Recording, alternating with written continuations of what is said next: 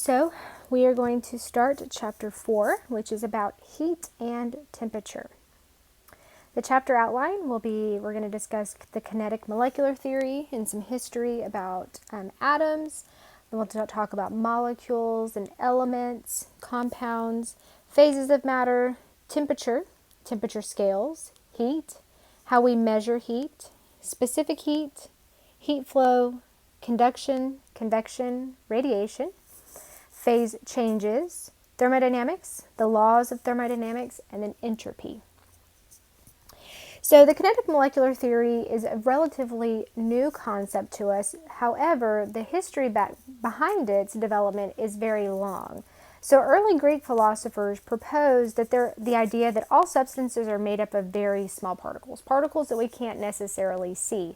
But it really wasn't until Democritus around 500 BC where the term atoms came forward, and that was from Democritus. He's the one that proposed the term atoms, which is still kind of related to what we use the term now, which are these small, invisible particles that stuff is made up of. Now, Aristotle's view of the world was that the world was composed of really 4 elements: earth, air, fire, and water. And that predominated until about the 1600s, which was a really long time for us to believe that there's really only 4 elements, that they're either earth, air, fire, water. Now, the current understanding of atoms was not widely accepted until about the 1700s, early 1800s. So late 1700s, early 1800s, relatively 200, or a little over 200 years ago, did we really understand the kinetic molecular theory that we're going to talk about. So collectively, we called all of these current understandings the kinetic molecular theory, which is sometimes abbreviated KMT. So the basic assumption of the kinetic molecular theory is that all matter is made up of tiny basic units of structure called atoms. So the early Greeks weren't necessarily wrong, Democritus wasn't wrong, Aristotle wasn't quite wrong. There's very clearly different types of matter. However, he didn't have it quite right. So atoms are defined as things that cannot be divided, created, or destroyed during any type of physical or chemical change. So they kind of withstand most of your basic physical and chemical changes. We cannot create them. We cannot destroy them. We can change them, but we can't get rid of them or create them from nothing. Elements are groups of identical atoms that make up pure substances, and we'll see an example of what an element is. Compounds are pure substances made up of 2 or more atoms that are chemically bonded, and we'll talk about chemical bonding when we get to chemistry. Now, molecules are the smallest unit retaining the properties of a compound. So let's see some examples about elements, compounds, and then we'll talk about what it is to be a molecule. So these are some examples. Gold bars up here on the upper left-hand corner, and it's got the gold symbol. This is straight off the periodic table. And then you see what is a diamond. And a diamond is actually made up of teeny tiny carbon atoms. So you may not have known that, but diamonds are made up of carbons that are bonded in specific ways.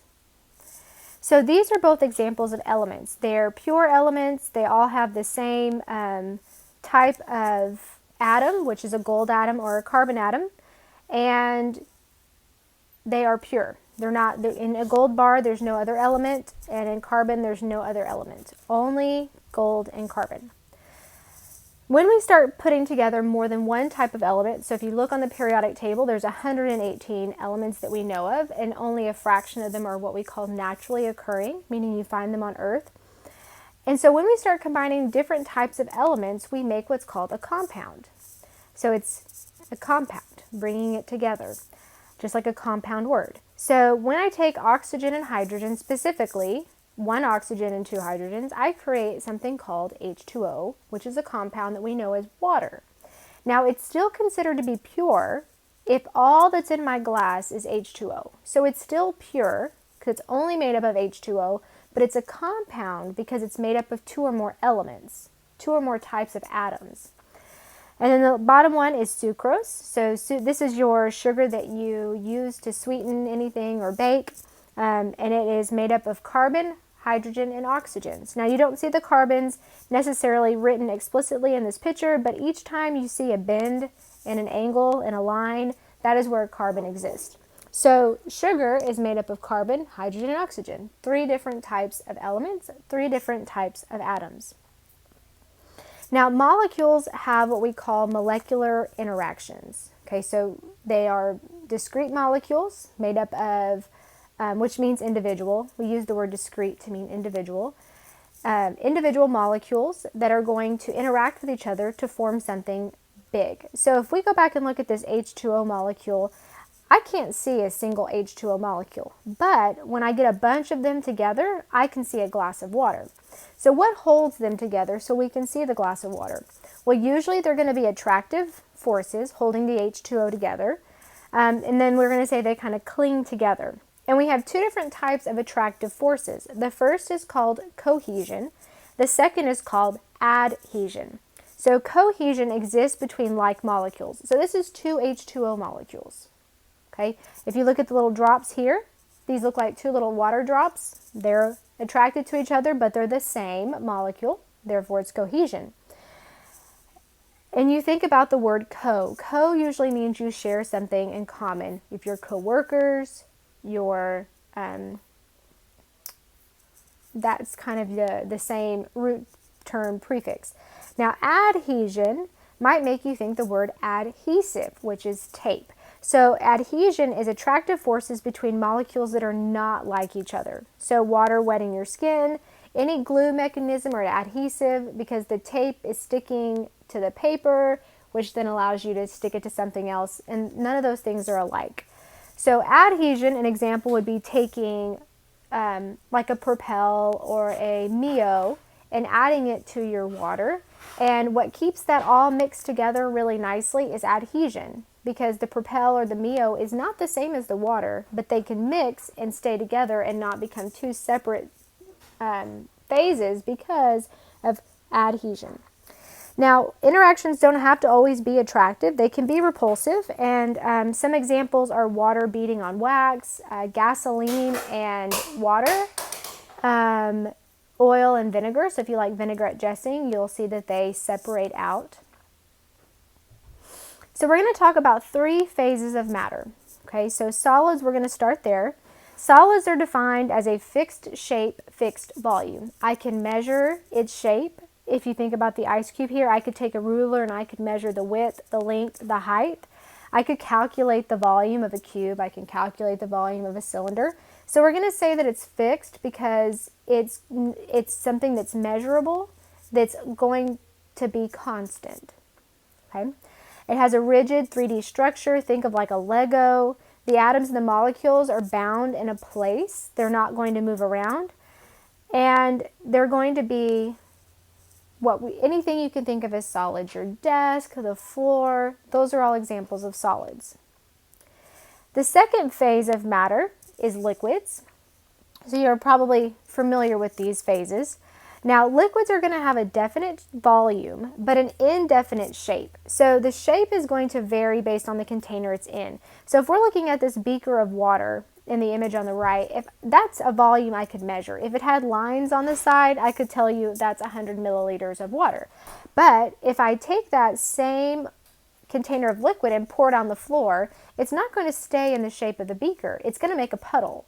So that's why we say that the shape is variable, because it's going to vary on the container in which it's in. Now, when I pour the liquid out, it's still going to retain the same volume. It's just going to be a volume of liquid in the shape of a puddle instead of the shape of the beaker. So in the liquid state, there's weak cohesive bonds between the molecules. So they are held together, but it's weak. It's much weaker than the solid. Okay, that's why it's possible to swim in water, but it's not possible to walk through your wall. The cohesive interactions between a solid wall are much stronger than liquid. The last phase of matter are gases. Okay, so water vapor, clouds are all examples of gases. We're going to say that their shape and volume are both variable because The shape and the volume that a gas is going to assume is all dependent on the container. So in your house, you're going to have a room, and all the gases, like if you take a really steamy hot shower and you close the bathroom door, the steam is going to fill the bathroom. So when you get out, the whole bathroom is going to be full of steam. Every single corner, there's not going to be a part of the bathroom that doesn't have steam. But on the outside, there's not as much steam unless you have like a gap underneath the bathroom door where it can kind of sneak out. But once you open the bathroom door, all the steam, all the water vapor is going to flood out into the hallway, and it's going to fill the house. And then eventually you won't see the water vapor because the size of the container, your house, is much bigger than the amount of water vapor that you produced in the shower. But when you put it in a small container like your bathroom, the container is small enough to see all the water vapor. So it's an indefinite volume in shape, it varies, and molecules are mostly not intact, which is why it's so much easier to walk through a steamy bathroom than it would to be to swim in water, right? We know there's a little bit of resistance when you swim, but there's no resistance walking through water vapor. You can't walk through ice, but you can walk through water. It takes a little bit of effort, but then walking through water vapor, even when it's humid outside and it feels like it takes effort, it's still easier. So this ends the first part of our Chapter 4 lecture. So take a break and then come back, and we're going to talk about temperature and temperature scales.